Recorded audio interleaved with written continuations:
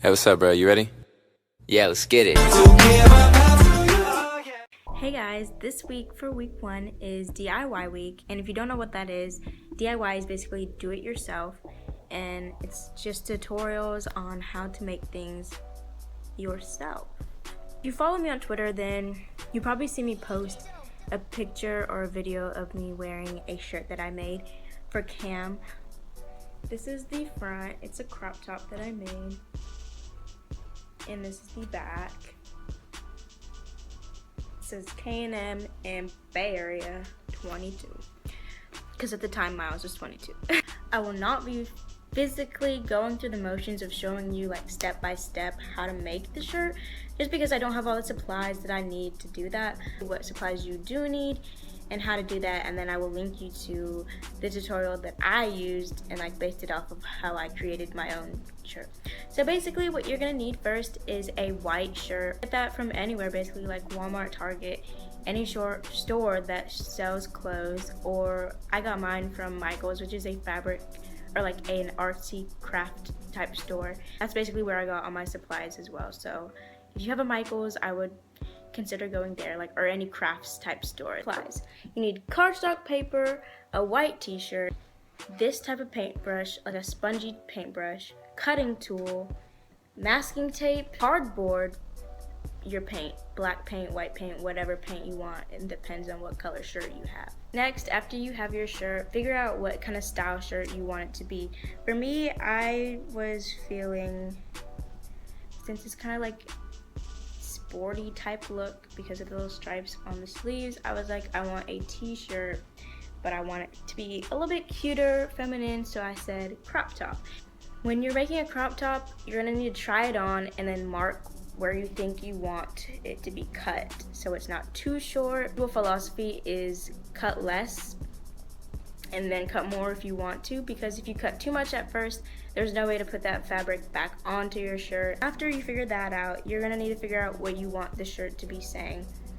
Like on the front, K&M, whatever you want the shirt to say, like Kalin and Myles, Cam, I don't really know, or it doesn't even have to be Kalin and Myles related, it can be whatever you want it to say.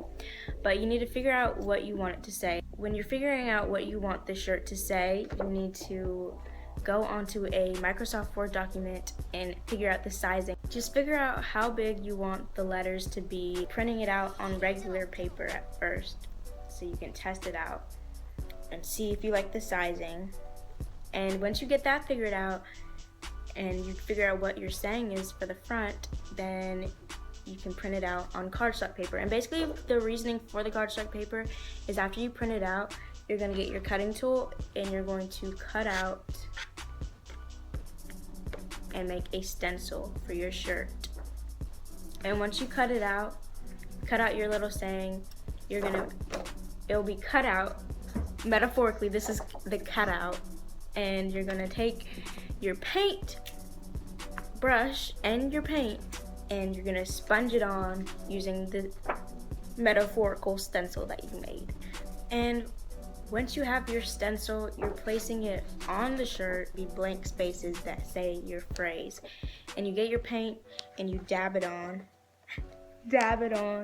I wanna have it on a flat surface with cardboard or some kind of barrier underneath inside the shirt, because if you don't have something inside, then the paint is gonna make the shirt stick together. Figure out what phrase you want on the back and whatever number or whatever you're gonna have on the back, and you do the exact same thing. You're gonna have to print out probably 3 different things.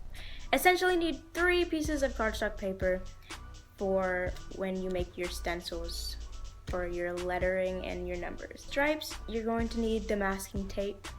You're gonna need a ruler and you're gonna figure out exactly how many inches or centimeters that you need them to be separated, but you're gonna put masking tape right here and right here. Space between the masking tape, you take your paint, your paintbrush, and you dab on both sides, and you're gonna need cardboard underneath inside the shirt again so it doesn't stick together, and you're gonna dab until you have one stripe, and then you do the same.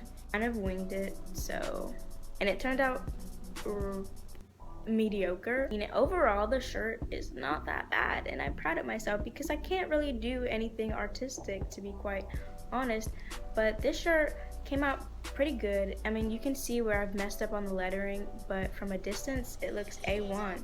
And I get a lot of compliments, so that's good. Sorry this isn't more detailed, but I don't really have the means of creating another shirt, and plus this took me forever last summer, and I really don't want to have to go through that stress again. I'm sorry. But I'm going to link you to the tutorial that I used to base off this design, and that should probably help you out a lot more, along with the tips that I gave you. Thank you for watching, and I will see you in 2 weeks. If the party going, nothing it ain't coming down. Cam Fam vlogs out here, baby. You already know what's up. Stomp your feet on the ground if you really with it.